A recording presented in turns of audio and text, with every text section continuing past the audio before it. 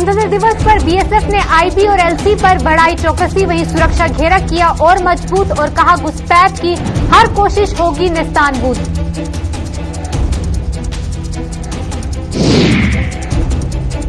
वहीं लखनपुर से लेकर कश्मीर तक चप्पे चप्पे पर बड़ी सुरक्षा, नाकों पर हर गाड़ी की सख्ती से हो रही जांच, वहीं संदिग्धों पर भी नजर रख रही पुलिस।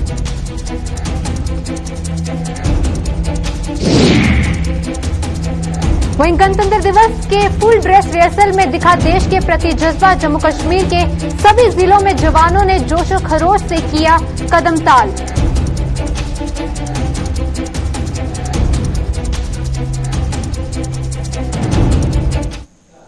नमस्कार, जम्मू कश्मीर के इस बुलेटिन में आपका स्वागत है। मैं हूं आपके साथ जसलीन कौर। आइए नजर डालते हैं जम्मू कश्मीर की कुछ अहम बड़ी खबरों की ओर।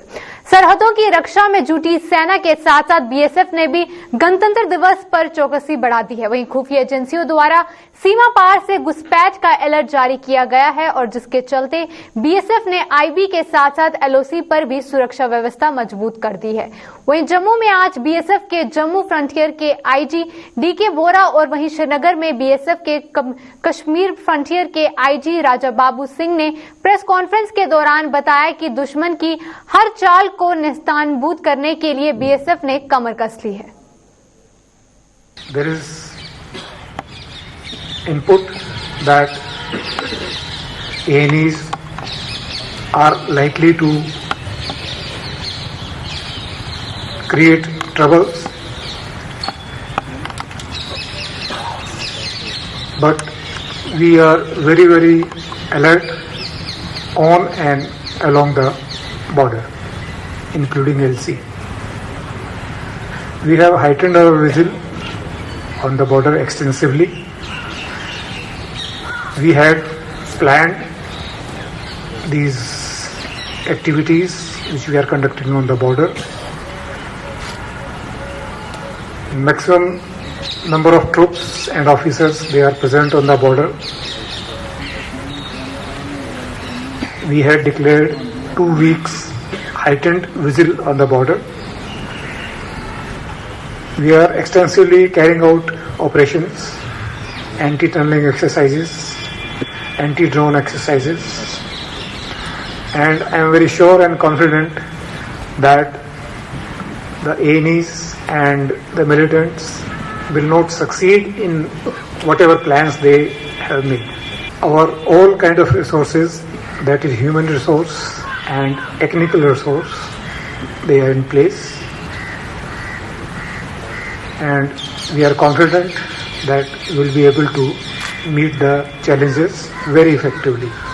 A lot of synergy, new synergy being generated between Army and BSF, ताकि जितना हम एरिया डोमिनेशन करेंगे, वॉच रखेंगे, सर्विलांस करेंगे, उतना ही उनको इन्फिल्ट्रेट करना डिफिकल्ट होगा। तो कर रहे हम, we are putting our all out efforts that very मतलब almost zero infiltration happens, no infiltration is allowed. और गाइड्स ऑफ कोर्स क्यों जाते हैं? गाइड्स जाते हैं कि वापस गाइड करके लाएंगे। हमारी उन पे नजर है कि कोई यहाँ पे ना पाए। तो अभी तक भी एक हमने टेररिस्ट को किल किया, अभी आपने देखा एक अभी हाल में किलिंग हुई है 2 जनवरी को। तो as and when anyone is spotted crossing the LOC, he is challenged and if firing ensues then that Jammu Kashmir में गणतंत्र दिवस पर आतंकी अपने नापाक मंसूबों को अंजाम न दे पाए, इसके लिए जम्मू कश्मीर पुलिस भी फ्रंट फुट पर आ गई है। बात करें अगर जम्मू पठानकोट हाईवे की, तो वहां पर पुलिस द्वारा स्थापित अतिरिक्त नाकों पर हर आने जाने वाली गाड़ी की सख्ती से जांच की जा रही है। वहीं जम्मू कश्मीर के प्रवेश द्वार लखनपुर में पुलिस की सुरक्षा व्यवस्था का खासा असर देखा जा रहा है। बिना जांच के किसी भी गाड़ी को जम्मू कश्मीर में दाखिल नहीं होने दिया जा रहा है और वहीं संदिग्धों पर भी नजर रखी जा रही है।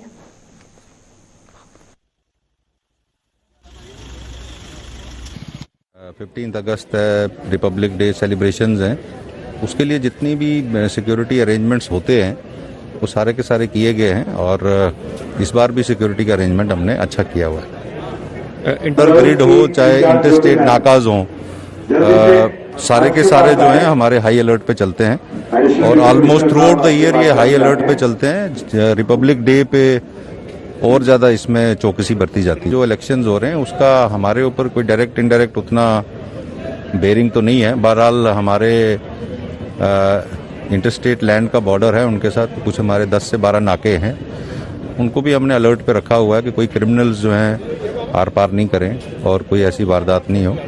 उसमें भी हम अपनी तरफ से अलर्टनेस बरत रहे हैं। किसी समय आतंकवाद से प्रभावित रहे डोडा जिले में भी जम्मू कश्मीर पुलिस और केंद्रीय अर्धसैनिक बल गणतंत्र दिवस पर सुरक्षा व्यवस्था में कोई ढील नहीं बरत रहे हैं। वहीं डोडा में दाखिल होने वाले सभी रास्तों पर नाके लगाए गए हैं और हर किसी की जांच पड़ताल के बाद ही उसे आगे बढ़ने दिया जा रहा है। वहीं हमारे संवाददाता वसीम ने ग्राउंड जीरो से इस व्यवस्था का जायजा लिया।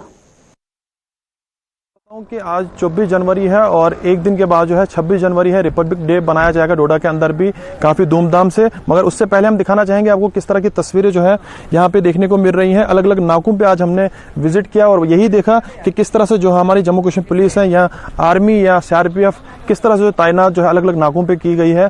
अगर हम पूरे डोडा टाउन की बात करें, जैसे डोडा अकरमाबाद है, डोडा भरत रोड है, डोडा का जो पेट्रोल पंप है जो सबसे बड़ा नाका जहां पे रहता है, डोडा गणपत ब्रिज, अलग अलग नाकों पे इसी तरह की तस्वीरें देखने को मिली। कुछ दिनों पहले एसएसपी डोडा अब्दुल कयूम साहब से भी हमने बातचीत की थी इस पूरे मामले पे। उन्होंने साफ तौर पर बताया था कि नफरी बढ़ा दी गई है और ये तस्वीरें हम आपको दिखाना चाहेंगे किस तरह से जो है इस बारिश का जो मौसम है, इस बारिश के मौसम में किस तरह से हमारी पुलिस जो है यहाँ पे तैनात कर दी। एक एक शख्स को नीचे उतार के उनको कोविड की गाइडलाइन से उसके पे भी अवेयरनेस दी जा रही है और साथ साथ मैं आपको बताऊं कि इनके जो आईडी प्रूफ जो है यहाँ पे चेक किए जाते हैं। कुछ लोग भी हमारे साथ मौजूद हैं, इनसे बातचीत करते हैं, इनसे जानने की कोशिश करते हैं कि किस तरह से जो है पुलिस यहाँ पे काम कर रही है, उनको कैसा लग रहा है। आपका वेलकम है, कहाँ के रहने वाले हैं आप? और जिस तरह से हम देख रहे हैं कि यहाँ पे जो हमारी जम्मू कश्मीर पुलिस जो है इस वक्त काम कर रही है, बारिश भी काफी ज्यादा पड़ रही है, तो कैसा लग रहा है? अभी चेकिंग यहाँ पे पुलिस कर रही है। जी, सबसे पहले मैं आपका शुक्रिया अदा करता हूँ। मैं कोटी का रहने वाला हूँ, मैं डेली यहाँ से ही आता जाता रहता हूँ। लेकिन सबसे बड़ी बात यह है कि आज के टाइम में जो है कोविड जो है बहुत जोरों में है, थर्ड वेव जो है चल रही है। लेकिन कोविड को मद्देनजर रखते हुए यहाँ पे जो है मेडिकल टीम की तरफ से जो है एक टेस्टिंग पॉइंट बनाया गया है। यहाँ पे लोगों को जो है टेस्ट वगैरह किया जाता है, कोविड को जो है प्रॉपर तरीके से जो है फॉलो किया जाता है जो गाइडलाइंस है। और हम इस चीज के जो है मेडिकल डिपार्टमेंट्स के जो है शुक्रगुजार है कि इन्होंने जो है यहाँ पे एक नाका बनाया हुआ है। उसके अलावा जो पुलिस है, अभी जो है पुलिस ने एक नाका बनाया हुआ है यहाँ पे, कुछ दिनों पहले से ही जो है यहाँ पे चल रहा है। एसएसपी डोडा जो कयूम साहब है, हम उनका शुक्रिया अदा करते हैं कि 26 जनवरी को मद्देनजर रखते हुए यहाँ पे जो है लोगों को देखा जा रहा है, आइडेंटिफाई किया जा रहा है, हर गाड़ी को रोका जा रहा है, देखा जा रहा है। उसके बाद जो है आगे सिटी की तरफ जो है लोगों को मूव किया जाता है। गणतंत्र दिवस के उपलक्ष्य पर कश्मीर घाटी में जहां चप्पे चप्पे पर पुलिस और केंद्रीय अर्धसैनिक बलों ने मोर्चा संभाल लिया है, वहीं जम्मू सूबे में भी कुछ ऐसा ही देखा जा रहा है। जम्मू शहर व इसके आसपास के इलाकों में सुरक्षा घेरा मजबूत कर दिया गया है और खासतौर पर मौलाना आजाद स्टेडियम के आसपास का इलाका छावनी में तब्दील हो गया है। शहर भर में लगे अतिरिक्त नाकों पर हर आने जाने वाली गाड़ी की गहनता के साथ तलाशी लेने के अलावा गाड़ियों में सवार लोगों की पहचान भी पूछी जा रही है। वहीं कोरोना महामारी के इस प्रकोप में नाकों पर तैनात जवानों की भी लोग जमकर सराहना कर रहे हैं।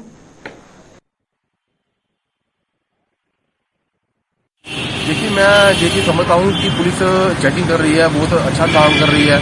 क्योंकि जम्मू कश्मीर की अगर बात करूं, 26 जनवरी 15 अगस्त ही नहीं है, क्योंकि आए दिन डेली जगह जगह नाके, जगह जगह चौकसी जो है वो बढ़ा के रखी हुई है जम्मू कश्मीर पुलिस ने। और 26 जनवरी है तो 26 जनवरी के दिन आपको पता है एक बड़ा अहम रोल आता है 26 जनवरी के दिन, जहाँ पे फ्लैग ऑफ हुआ, जहाँ पे रिपब्लिक डे मनाया जाता है। लेकिन जम्मू कश्मीर पुलिस जो है वो मैं सैल्यूट करता हूँ, हर बार अपना काम बड़े ही अच्छे तरीके से ये निभाती है और बहुत ही खूब काम जो है वो कर रही है।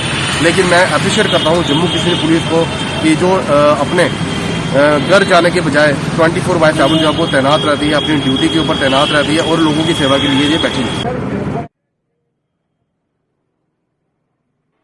वहीं गणतंत्र दिवस पर जिला स्तर पर आयोजित किए जाने वाले प्रमुख समारोह के मद्देनजर आज सभी जिलों में फुल ड्रेस रिहर्सल की प्रक्रिया को अंजाम दिया गया।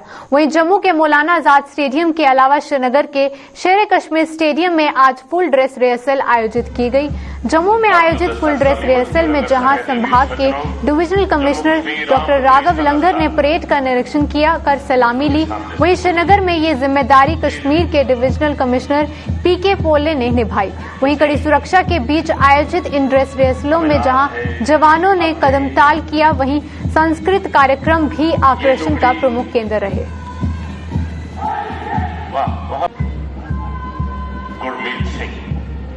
देवियों और सज्जनों, सलामी मंच की ओर अपने चुस्त कदमों से मार्च कर रहा है एनसीसी गर्ल्स कॉन्फ्रेंस।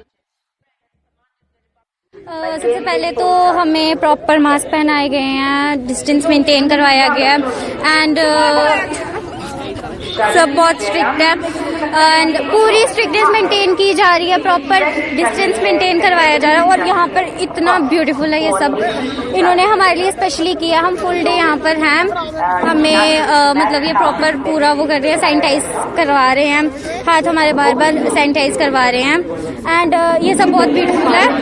हमें बहुत अच्छा लग रहा है और बहुत मजा आ रहा है यहाँ। यही कि घर पर रहो, सेफ रहो, बाकी टेलीविजन वगैरह चल रहे हैं, वहाँ से हमें आप देख सकते हो लाइव। ये सबने अच्छे तरीके से तैयारियां की गई है, बहुत अच्छे तरीके से हमें रिहर्सल्स वगैरह भी कराए जा रहे हैं, एक एक करके सबको जैसे बुलाया जा रहा है, सारा मतलब अच्छे से सारा सेटअप रहेगा। रिहर्सल हम लोग जैसे अगर बैठे होंगे तो थोड़ा दूर दूर बैठे होंगे, मास्क वगैरह पहन के। जो 26 तारीख है उसका ये मतलब होता है कि आप जो आपकी देश है उस दिन आजाद रिपब्लिक मिला था हमारे देश को, तो हम लोग को खुश होना चाहिए कि हम लोग आज़ाद है आज, और जिनकी वजह से हमें आज़ादी मिली है उनको तो मतलब दिल से शुक्रिया करते हैं। ये हम इसको बड़ा एंजॉय करते हैं और हमें यहाँ पे मजा भी आता है। कोरोना में हमें थोड़ा किया था लेकिन अब थोड़ा ठीक है, मास्क वगैरह लगवाते हैं और सोशल डिस्टेंस का पालन करवाते हैं स्कूल में। लेकिन हमारा डांस जो है वो ठीक करवाया इन्होंने, स्कूल वालों ने।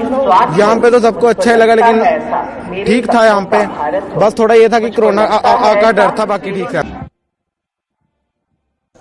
वहीं जम्मू और श्रीनगर के अलावा इस केंद्र शासित प्रदेश के अन्य जिलों में भी आज गणतंत्र दिवस परेड की फुल ड्रेस रिहर्सल का आयोजन किया गया। वहीं कठुआ, किश्तवाड़, पुंछ, राजौरी, बांदीपुरा और सोपोर जिले में भी कड़ी सुरक्षा व्यवस्था के बीच ये औपचारिकताएं निभाई गई, जहां संबंधित जिलायुक्तों ने परेड का निरीक्षण कर उसकी सलामी ली।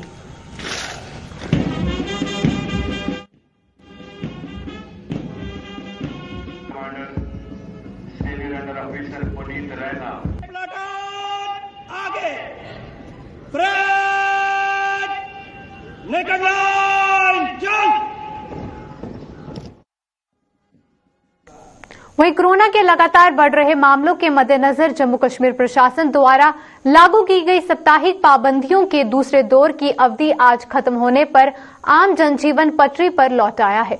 बात करें अगर जम्मू की, तो यहां आज तमाम बाजार आम दिनों की भांति खुल गए हैं और कारोबार शुरू होने से दुकानदारों ने भी राहत की सांस ली है। आज से शुक्रवार तक गैर जरूरी सेवाओं से जुड़ी दुकानों को खुलने की भी अनुमति रहेगी। वहीं दुकानदारों और आम लोगों ने हालांकि साप्ताहिक पाबंदियों के आदेश को मात्र आई वॉश करार देते हुए प्रशासन से लंबा लॉकडाउन लगाने की मांग की है। उनका कहना है कि साप्ताहिक पाबंदियों में भी कोविड गाइडलाइंस का पालन नहीं हो रहा है, लिहाजा प्रशासन को कोई दूसरा विकल्प सोचना होगा। मैं तो यही बोलूंगा कि जैसे मार्केट अभी फ्राइडे से वीकेंड हो रहा है, जैसे लॉकडाउन कर रहे हैं, तो ऐसे तो अभी लग नहीं रहा कि कोरोना कम हो रहा है। तो सही मैंने गवर्नमेंट को एक स्टेप लेना चाहिए कि 1 महीने के लिए या तो बंद कर दें बिल्कुल, तो कोरोना बिल्कुल जो पीक पे आया वो बिल्कुल नीचे आ जाए। तो ऐसे तो 2 दिन से कोई फर्क नहीं पड़ने वाला, क्योंकि मार्केट में रश होता है, तो रश की वजह से कोरोना जो है वो बढ़ जाता है। तो इसकी वजह से यही है कि आप 1 महीने के लिए बंद कर दें तो इससे ज्यादा बेटर रहेगा। दुकानें तो खुल रही हैं लेकिन काम ही नहीं होगा, कोरोना का डर है लोगों में, तो कौन निकलेगा बाहर। तो इससे अच्छा है कि अगर ये बंद कर दें 1 महीने के लिए तो ज्यादा बेटर रहेगा। कोरोना को रोकना है तो कंप्लीट बंद करो। टुकड़े टुकड़े में आपने कर दिया, लोग घूमने निकले हुए हैं, सब्जी लेने गए हुए हैं, दूध दही लेने गए हुए हैं, करियाना लेने गए हुए, इवन के शराब की दुकानें खुली हुई हैं। मेटाडोर चल रही हैं, मेटाडोर के अंदर 25-25, 30 आदमी बैठ के जा रहे हैं, जो हमने देखा है कल। परसों, कोरोना वहां नहीं है क्या? ओल्ड सिटी के एक छोटे से टुकड़े पे ही सारा जोर है कि कोरोना यहाँ पे ही है।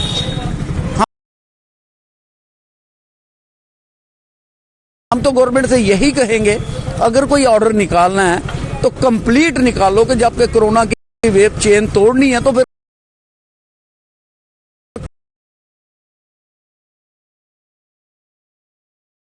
कंप्लीट करो। किराना भी, दूसरा भी, हाँ मेडिसिन शॉप जो एक इंपॉर्टेंट आइटम है उसे छोड़ दीजिए आप। बाकी कौन सी ऐसी इंपॉर्टेंट आइटम है? दूध दही की भी छोड़ दीजिए, चलो छोटे बच्चों के करो। बाकी किराना वरियाना ये सब किस लिए? लोग घरों के अंदर रखते नहीं है स्टॉक। और आपका ऑर्डर ही कंफ्यूजन वाला है गवर्नमेंट का। ना तो इनका ऑर्डर इम्प्ली कैसे होगा? आपका तो आज तक गवर्नमेंट का ऑर्डर ही नहीं है कि बंद करने का। वही महाशय सदर सभा ने अपनी ही बिरादरी के एक शख्स और उसके परिवार पर बिरादरी की संपत्ति पर नाजायज कब्जा करने का आरोप लगाया है। सभा के प्रधान अजीत कुमार ने आज एक प्रेस कॉन्फ्रेंस के दौरान यह आरोप लगाया और महाशय बिरादरी के तमाम लोगों से एकजुट होने और वहीं नाजायज कब्जा करने वालों का पर्दाफाश करने का आह्वान किया।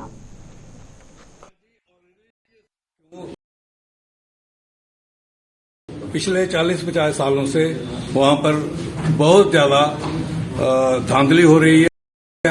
हमारी 30-21 दुकानें हैं जिनका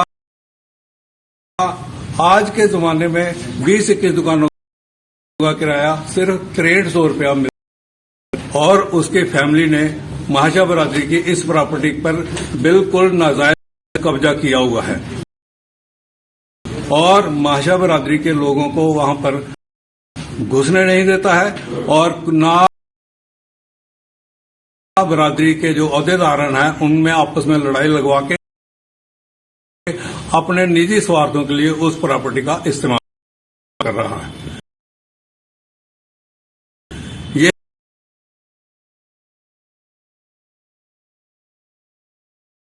यही जानकारी देने के लिए हम पूरे जम्मू निवासियों को और महाशय बरादरी के खासकर लोगों को ये बताना चाहते हैं कि आओ मिलजुल कर एकता करो और इस आदमी की गलत फहमियां जो इन्होंने फैलाई हुई हैं अपने फायदे के लिए उसका पर्दाफाश करें।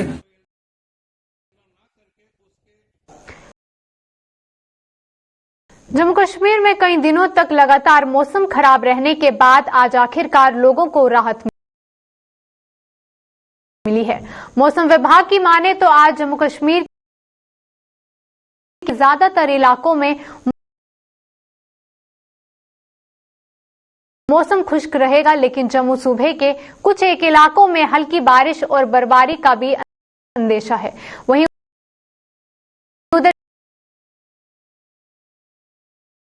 जम्मू व इसके आसपास के इलाकों में आज हल्के बादलों और सूर्य देवता के बीच लुका छिपी का खेल जारी रहा। हालांकि कुछ इलाकों में पूरी तरह से धूप खिलने से लोगों ने इस धूप का जमकर आनंद भी उठाया।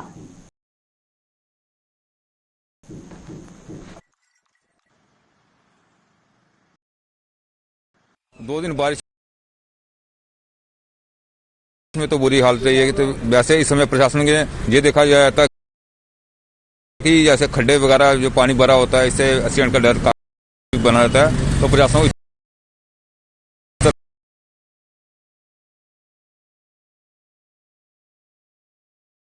ध्यान देना चाहिए। और जैसे थोड़ा मौसम सुहाना हुआ तो उसे थोड़ा पहले से बेटर हुआ है। तो बारिश से लोग बाहर निकल नहीं पा रहे थे, बाहर निकल पाएंगे और के लिए थोड़ी काफी हद तक बेटर हुआ है। बहुत बढ़िया मौसम हो गया अब तो 2 दिन से जैसे यहाँ पे बारिश का माहौल था तो ठंड काफी हो चुकी थी। अब लगता है कि सूर्य देवता अपना दर्शन देंगे और मौसम में थोड़ा फर्क पड़ेगा जी। और हमने नेट में ये देखा है कि आने वाले समय में ये 7 दिन है, इसमें सूरज देवता अपने दर्शन देते रहेंगे और मौसम काफी अच्छा रहेगा। कितनी ठंड हो गई थी इससे वजह से जो मौसम 2 दिन खराब रहा? हाँ जी, काफी ठंड हो चुकी थी, लोग तो घर से बाहर निकलना कम हो चुके थे। वैसे भी आपको पता है क्या कोरोना चल रहा है, तो इस वजह से चलो लोग घर में भी बैठ गए थे, ठीक हो गया था, सिस्टम सारा ठीक था। वैसे मजा भी आ रहा था क्योंकि छुट्टियां पड़ी थी बच्चों को।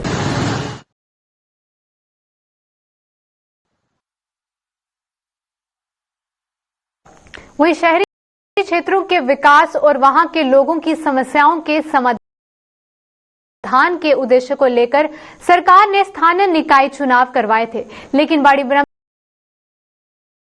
में सरकार का ये उद्देश्य फिलहाल पूरा नहीं हो रहा है।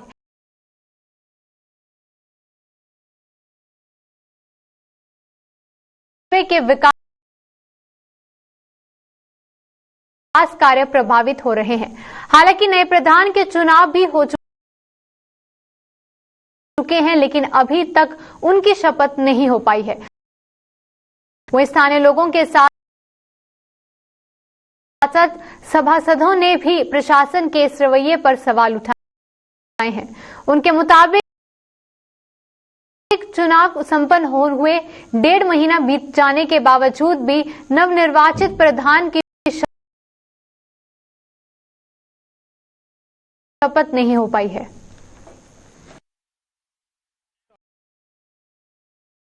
ये कि 2.5 महीने से कुर्सी खाली है कृष्णा जी, और ये दुर्भाग्य है कि रिपब्लिक डे आ चुका है लेकिन कोई ओत नहीं हुई है। जबकि 9 नवंबर को जब रिजाइन किया था पूरे जो पूरन जी थे, जिन्होंने अभी पिछले 2 महीने पहले 3 महीने पहले रिजाइन किया था अपने पद से, उसके बाद एक प्रक्रिया थी इसमें इलेक्शन हुआ और 8 दिसंबर को कैप्टन बच्चन जी को यहां पे चुना गया, प्रेसिडेंट चुना गया। लेकिन उसके बाद भी देखो, मैंने आपको बताया कि एक दिन में ओथ हो सकती है। नोटिफिकेशन निकलने के बाद अगर सरकार बनती हैं, भारत की सरकार बनने में भी इतना समय नहीं लगा, या किसी स्टेट की सरकार बनने में इतना समय नहीं लगता है। मुझे लगता है कि लोकतंत्र को दबाने का एक प्रयास है जो यहां का एडमिनिस्ट्रेशन इसमें कर रहा है। एडमिनिस्ट्रेशन इतना हावी हो चुका है कि इसे मालूम होना चाहिए कि भारत के कंट्रोल में ये यूटी जम्मू कश्मीर है। अगर वहां से कोई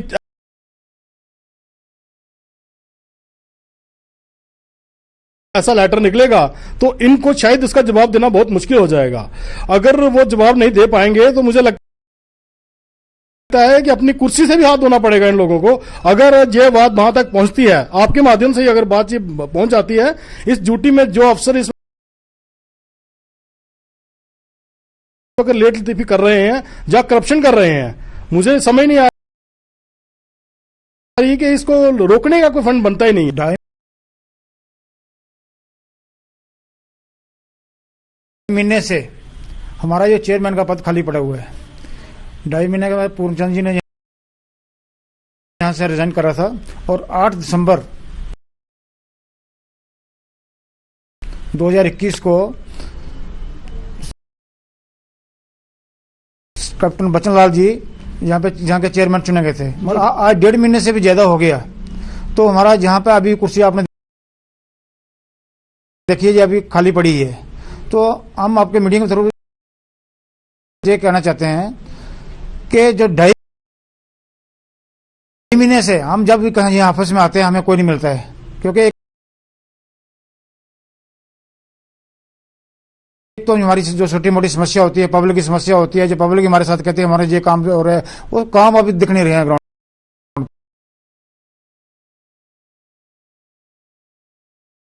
पे। तो जो पब्लिक ने हम लोगों को चुना हुआ है, उनकी समस्या को हल करने के लिए हमें चुना गया है। मगर हमारी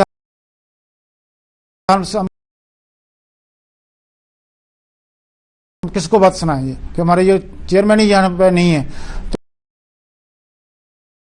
तो हमने ये पहले भी बात रखी है, मगर आज तक जो हमारी एडमिनिस्ट्रेशन है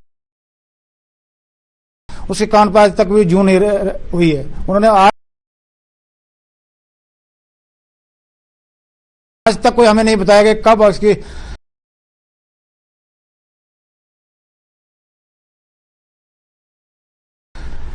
ओथ होगी और ये चेयरमैन ने पद अपनी चेयर पर बैठेंगे। म्युनिसिपल कमेटी में चुनाव हुए, प्रेसिडेंट लगभग 1.5 महीना बीत चुका है और इस 1.5 महीने के बाद भी आज तक जो आपको मालूम है कि 26 जनवरी का त्योहार है, हमारे भारतवासी जो हैं बड़े हर्ष और उल्लास के साथ मनाया जाता है। और 26 जनवरी का त्योहार एक राष्ट्रीय पर्व है और राष्ट्रीय पर्व होने का महत्व है कि गली कूचे में जहां भी देखो पूरे जोशों से आदमी जो है, व्यक्ति है, बच्चे हैं, बूढ़े हैं, वो देश का राष्ट्रीय ध्वज फहराते हैं।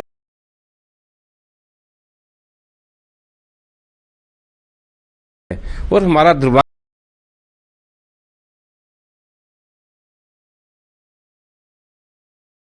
सकते हो कि ये हमारे ऊपर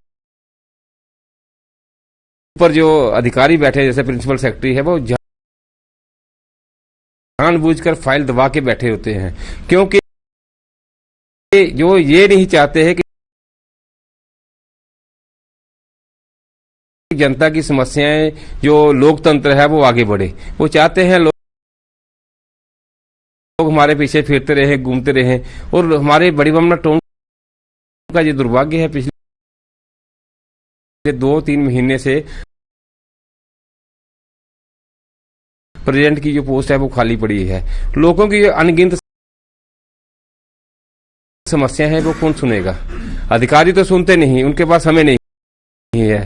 तो जो लोगों के चुने हुए नुमाइंदे हैं उनको ये आगे आने का मौका नहीं देते हैं। बारिश ने किसानों के माथे पर चिंता की लकीरें डाल दी हैं। बारिश के चलते खेतों में पानी जमा हो गया है, जिससे कि गेहूं सहित अन्य फसलों के खराब होने का अंदेशा बना हुआ है। मड ब्लॉक के गांव सारण के किसानों के मुताबिक अगर अब दोबारा बारिश हुई तो गेहूं सहित सब्जियों की फसल भी तबाह हो जाएगी। वहीं किसानों के मुताबिक अगर इस बार भी उनकी फसलें तबाह होती हैं तो वो भूखमरी का कगार पर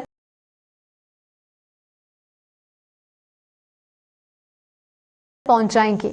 इन लोगों ने आरोप लगाया कि अभी तक सरकार ने पिछली बार बारिशों की भेंट चढ़ी उनकी धान की फसल का मुआवजा भी नहीं दिया है।